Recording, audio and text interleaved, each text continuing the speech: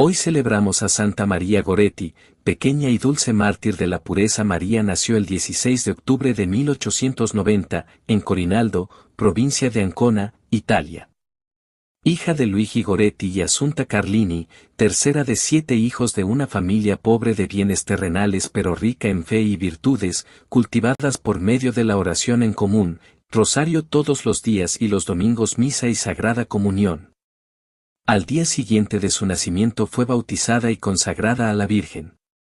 A los 6 años recibirá el sacramento de la confirmación. Después del nacimiento de su cuarto hijo, Luigi Goretti, por la dura crisis económica por la que atravesaba, decidió emigrar con su familia a las grandes llanuras de los campos romanos, todavía insalubres en aquella época. Se instaló en Ferriere di Conca, poniéndose al servicio del conde Masoleni. Es aquí donde María muestra claramente una inteligencia y una madurez precoces, donde no existía ninguna pizca de capricho, ni de desobediencia, ni de mentira. Es realmente el ángel de la familia. Tras un año de trabajo agotador, Luigi contrajo una enfermedad fulminante, el paludismo, que lo llevó a la muerte después de padecer 10 días. Como consecuencia de la muerte de Luigi, Assunta tuvo que trabajar dejando la casa a cargo de los hermanos mayores. María lloraba a menudo la muerte de su padre, y aprovecha cualquier ocasión para arrodillarse delante de su tumba, para elevar a Dios sus plegarias para que su padre goce de la gloria divina. Junto a la labor de cuidar de sus hermanos menores, María seguía rezando y asistiendo a sus cursos de catecismo. Posteriormente, su madre contará que el rosario le resultaba necesario y, de hecho, lo llevaba siempre enrollado alrededor de la muñeca.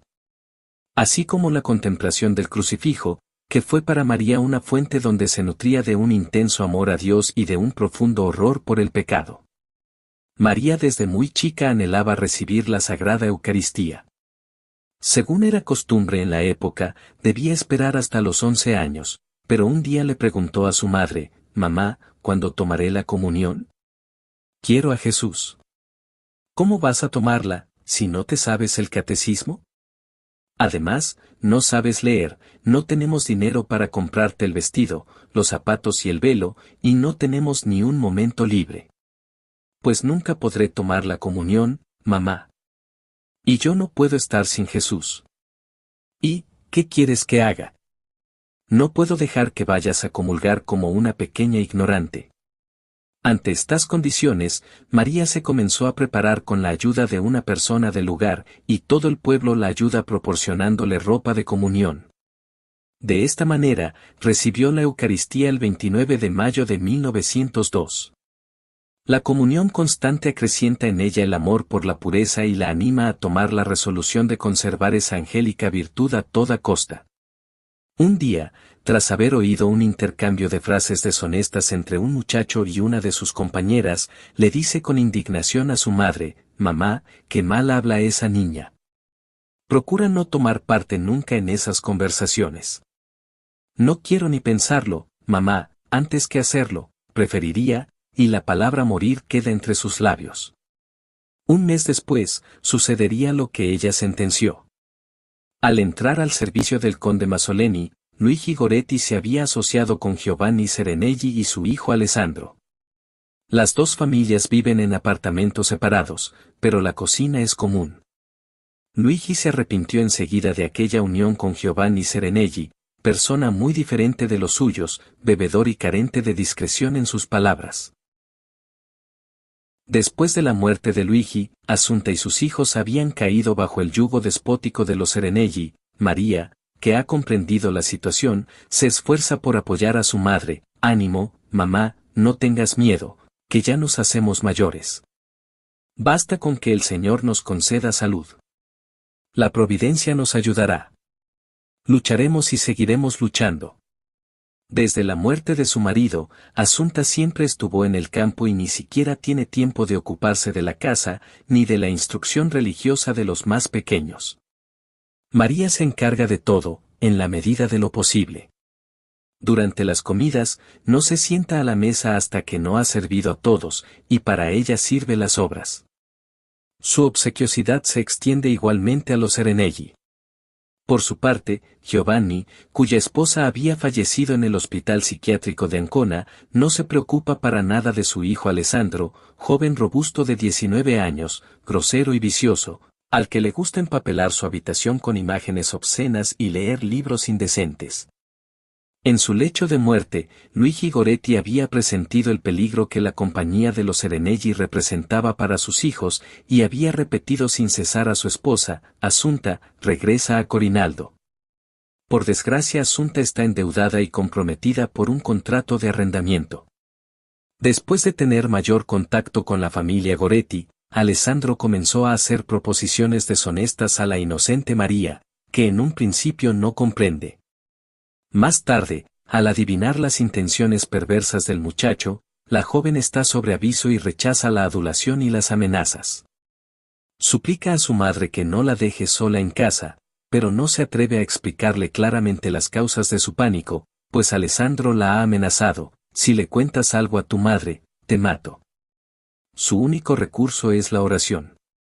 La víspera de su muerte, María pide de nuevo llorando a su madre que no la deje sola, pero, al no recibir más explicaciones, ésta lo considera un capricho y no concede ninguna importancia a aquella reiterada súplica. El 5 de julio, a unos 40 metros de la casa, están trillando las habas en la tierra. Alessandro lleva un carro arrastrado por bueyes. Lo hace girar una y otra vez sobre las habas extendidas en el suelo. Hacia las 3 de la tarde, en el momento en que María se encuentra sola en casa, Alessandro dice: Assunta, ¿quiere hacer el favor de llevar un momento los bueyes por mí? Sin sospechar nada, la mujer lo hace. María, sentada en el umbral de la cocina, remienda una camisa que Alessandro le ha entregado después de comer, mientras vigila a su hermanita Teresina, que duerme a su lado. María, grita Alessandro. ¿Qué quieres? Quiero que me sigas. ¿Para qué? Sígueme. Si no me dices lo que quieres, no te sigo. Ante semejante resistencia, el muchacho la agarra violentamente del brazo y la arrastra hasta la cocina, atrancando la puerta. La niña grita, pero el ruido no llega hasta el exterior. Al no conseguir que la víctima se someta, Alessandro la amordaza y esgrime un puñal.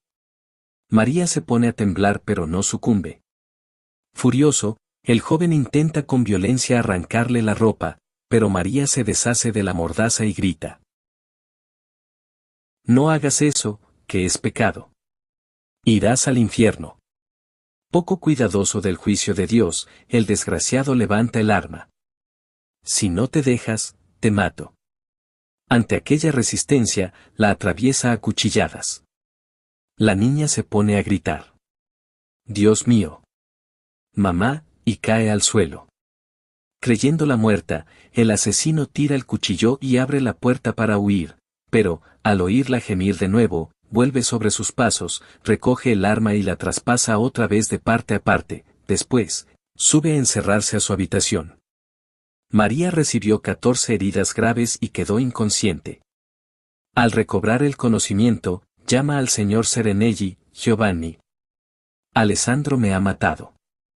Venga. Casi al mismo tiempo, despertada por el ruido, Teresina lanza un grito estridente, que su madre oye. Asustada, le dice a su hijo Mariano: corre a buscar a María, dile que Teresina la llama.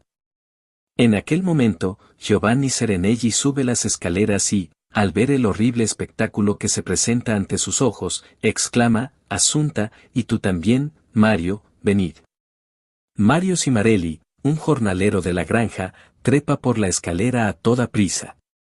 La madre llega también: mamá, gime María. Es Alessandro, que quería hacerme daño. Llaman al médico y a los guardias, que llegan a tiempo para impedir que los vecinos, muy excitados, den muerte a Alessandro en el acto.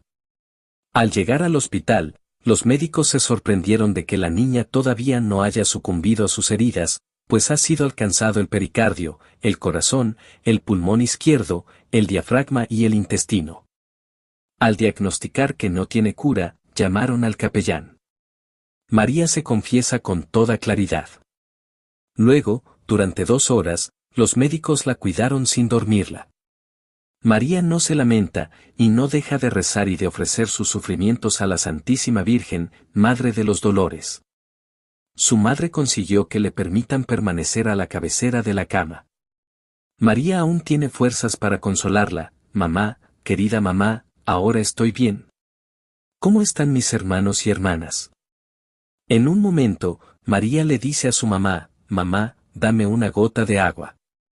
Mi pobre María, el médico no quiere, porque sería peor para ti. Extrañada, María sigue diciendo: ¿cómo es posible que no pueda beber ni una gota de agua? Luego, dirige la mirada sobre Jesús crucificado, que también había dicho: tengo sed, y entendió. El sacerdote también está a su lado, asistiéndola paternalmente. En el momento de darle la Sagrada Comunión, le preguntó: María, ¿perdonas de todo corazón a tu asesino? Ella le respondió: sí, lo perdono por el amor de Jesús, y quiero que él también venga conmigo al paraíso. Quiero que esté a mi lado. Que Dios lo perdone, porque yo ya lo he perdonado. Pasando por momentos análogos por los que pasó el Señor Jesús en la cruz, María recibió la Eucaristía y la extremaunción, serena, tranquila, humilde en el heroísmo de su victoria. Después de breves momentos, se escucha decir: papá. Finalmente, María entra en la gloria inmensa de la comunión con Dios Amor. Es el día 6 de julio de 1902, a las 3 de la tarde. En el juicio, Alessandro, aconsejado por su abogado, confesó: me gustaba. La provoqué 2 veces al mal, pero no pude conseguir nada. Despechado, preparé el puñal que debía utilizar. Por ello, fue condenado a 30 años de trabajos forzados. Aparentaba no sentir ningún remordimiento del crimen, tanto así que a veces se le escuchaba gritar: anímate, Serenelli, dentro de 29 años y 6 meses serás un burgués. Sin embargo, unos años más tarde, Mons Blandini, obispo de la diócesis donde está la prisión, decide visitar al asesino para encaminarlo al arrepentimiento. Está perdiendo el tiempo, monseñor, afirma el carcelero, es un duro. Alessandro recibió al obispo refunfuñando, pero ante el recuerdo de María, de su heroico perdón, de la bondad y de la misericordia infinitas de Dios, se deja alcanzar por la gracia. Después de salir el prelado, llora en la soledad de la celda, ante la estupefacción de los carceleros. Después de tener un sueño donde se le apareció María, vestida de blanco en los jardines del paraíso, Alessandro, muy cuestionado, escribió a Mons Blandino: lamento sobre todo el crimen que cometí, porque soy consciente de haberle quitado la vida a una pobre niña inocente que, hasta el último momento, quiso salvar su honor, sacrificándose antes que ceder a mi criminal voluntad. Pido perdón a Dios públicamente, y a la pobre familia, por el enorme crimen que cometí. Confío obtener también yo el perdón, como tantos otros en la tierra. Su sincero arrepentimiento y su buena conducta en el penal le devuelven la libertad 4 años antes de la expiración de la pena. Después, ocupará el puesto de hortelano en un convento de capuchinos, mostrando una conducta ejemplar, y será admitido en la Orden Tercera de San Francisco. Gracias a su buena disposición, Alessandro fue llamado como testigo en el proceso de beatificación de María. Resultó algo muy delicado y penoso para él, pero confesó: debo reparación, y debo hacer todo lo que esté en mi mano para su glorificación. Toda la culpa es mía. Me dejé llevar por la brutal pasión. Ella es una santa, una verdadera mártir. Es una de las primeras en el paraíso, después de lo que tuvo que sufrir por mi causa.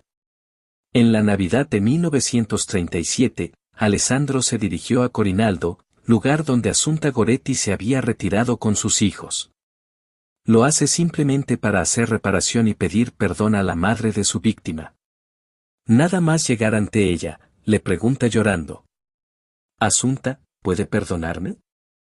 Si María te perdonó, balbucea, ¿cómo no voy a perdonarte yo? El mismo día de Navidad, los habitantes de Corinaldo se ven sorprendidos y emocionados al ver aproximarse a la mesa de la Eucaristía, uno junto a otro, a Alessandro y Assunta. El sacrificio de Santa María Goretti y su actitud misericordiosa conmovieron el corazón del Papa Pío XII, quien la llamó pequeña y dulce mártir de la pureza. Como Cristo, una víctima inocente. Marietta, María, Goretti Carlini nació en 1890, en Corinaldo, provincia de Ancona, Italia. Fue hija de Luigi Goretti y Assunta Carlini, siendo la tercera de los 7 hijos de la pareja. Sus padres la bautizaron al día siguiente de su nacimiento y, según la costumbre, la consagraron a la Virgen María. Los Goretti eran pobres, sin bienes terrenales significativos, pero ricos en la fe y en el deseo de que sus hijos vivieran cristianamente. La familia solía reunirse a diario para la oración en común y especialmente para el rezo del Santo Rosario. Y, naturalmente, sin excepción alguna acudían todos los domingos a misa. Un día, María se encontraba sola en casa ayudando en los quehaceres domésticos. Su padre había fallecido un tiempo atrás y su madre, como era habitual, había salido al campo a trabajar. Entonces, un jovenzuelo llamado Alessandro Serenelli, hijo de un conocido de su padre, aprovechó para ingresar furtivamente en la casa. Alessandro, presa de sus bajos deseos, intentó abusar de María, pero dada su férrea resistencia, el agresor decidió matarla y la apuñaló sin compasión. María fue llevada al hospital, pero los médicos no pudieron hacer mucho. La pequeña permanecería unas horas más en agonía, en las que pudo recibir la Santa Comunión y la unción de los enfermos. Luego, solo momentos antes de morir, expresó su última voluntad: perdonaba de corazón al hombre que la atacó y que le estaba quitando la vida. Dejaba ese perdón, sin quizás saberlo, como el más grande testamento de misericordia para la cristiandad. Era el 6 de julio de 1902. Cuando Alessandro Serenelli purgó su crimen y salió de la cárcel, fue a buscar arrepentido a la Madre de María, quien también lo perdonó. San Juan Pablo II en el año 2003 dijo de la pequeña María, Marietta, como era llamada familiarmente: recuerda a la juventud del tercer milenio que la auténtica felicidad exige valentía y espíritu de sacrificio, rechazo de todo compromiso con el mal y disponibilidad para pagar con el propio sacrificio, incluso con la muerte, la fidelidad a Dios y a sus mandamientos. Hoy se exalta con frecuencia el placer, el egoísmo, o incluso la inmoralidad, en nombre de falsos ideales de libertad y felicidad. Es necesario reafirmar con claridad que la pureza del corazón y del cuerpo debe ser defendida, pues la castidad, custodia, el amor auténtico, añadió el Papa en aquella ocasión.